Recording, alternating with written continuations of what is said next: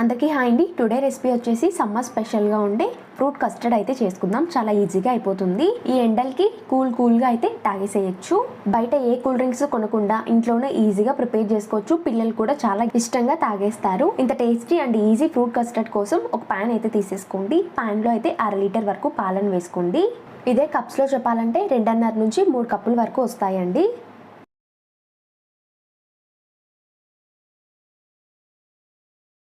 ఈ 3 కప్పుల పాలల్లో 1/2 కప్పు పాలను పక్కన తీసేసుకొని ఇందులో 4 నుంచి 5 స్పూన్ల వరకు కస్టర్డ్ పౌడర్ని అయితే వేసుకొని కలిపేసుకోండి. ఇలా ఉండలు ఏమీ లేకుండా కలుపుకున్నాక ఈ కస్టర్డ్ మిక్చర్ని అయితే పక్కన అయితే పెట్టేసుకోవాలి. నేను కస్టర్డ్ పౌడర్ వెనీలా ఫ్లేవర్ తీసుకున్నాను. మీకు ఏ ఫ్లేవర్ నచ్చితే ఆ ఫ్లేవర్ తీసుకోండి. ఇంకా పాలన్నీ కూడా ఒక పొంగు వచ్చే వరకు వేడి చేసుకున్నాక ఇందులో మనం ఇందాక కలుపుకున్నాం కదా కస్టర్డ్ మిక్చర్ని కూడా వేసేసేయండి. ఈ కస్టర్డ్ మిక్చర్ వేసాక మనం కలుపుకుంటూ ఉండాలి, లేదంటే అడుగు పట్టేస్తుంది. ఇలా కంటిన్యూస్గా కలుపుకుంటూ పాలను అయితే ఉడికించుకోవాలి. ఇంకా ఫ్లేమ్ అయితే మీడియం టు లో ఫ్లేమ్ అయితే అడ్జస్ట్ చేసుకోవాలి.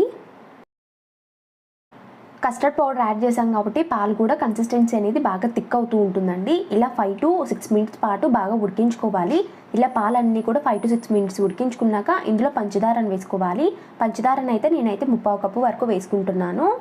3/4 కప్పు అయితే పంచదార సరిపోతుందండి. ఇంకా మీ రుచికి తగ్గట్టు కూడా అడ్జస్ట్ చేసుకోండి.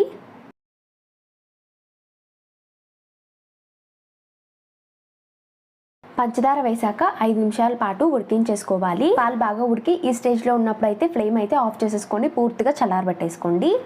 ఈ కస్టర్డ్ మిక్చర్ అంతా కూడా పూర్తిగా చల్లారిపోయాక బాగా థిక్ గ్రేవీ లాగా అయిపోతుంది. చాలా థిక్గా ఉంటుందండి. ఈ కస్టర్డ్ మిక్చర్ బాగా థిక్గా ఉంటుంది కాబట్టి ఇంకా ఒక విస్కర్తో అయితే బాగా బీట్ చేసేసుకోండి.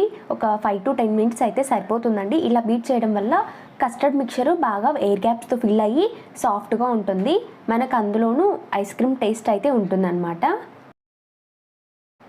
చూడండి, ఇలా బీట్ చేసేసుకున్నాక కస్టర్డ్ మిక్చర్ అంతా కూడా బాగా థిక్ క్రీమ్ లాగా అయిపోయింది కదా. ఇక ఇందులో మనకు నచ్చిన ఫ్రూట్స్ అయితే యాడ్ చేసేసుకోవచ్చు అండి, లేదంటే ఇలా అయినా తాగేసేయచ్చు. ఇంకా ఫ్రూట్స్ కోసం అయితే 1 కప్పు వాష్ చేసుకొని కట్ చేసుకున్న ద్రాక్ష ముక్కల్ని, అలానే 1 కప్పు దానిమ్మ గింజల్ని వేసేయండి.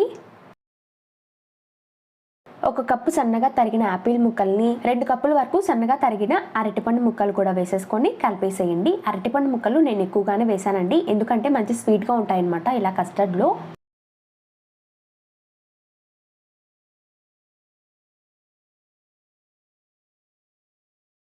ఇలా ఫ్రూట్స్ అన్నీ కూడా కస్టర్డ్ మిక్చర్లో అంతా కలుపుకున్నాక ఇంకా మరింత టేస్ట్ కోసం డ్రై ఫ్రూట్స్ని అయితే యాడ్ చేసుకోవచ్చు. నేనైతే జీడిపప్పులు 3 నుంచి 4 స్పూన్ల వరకు యాడ్ చేసుకుంటున్నాను.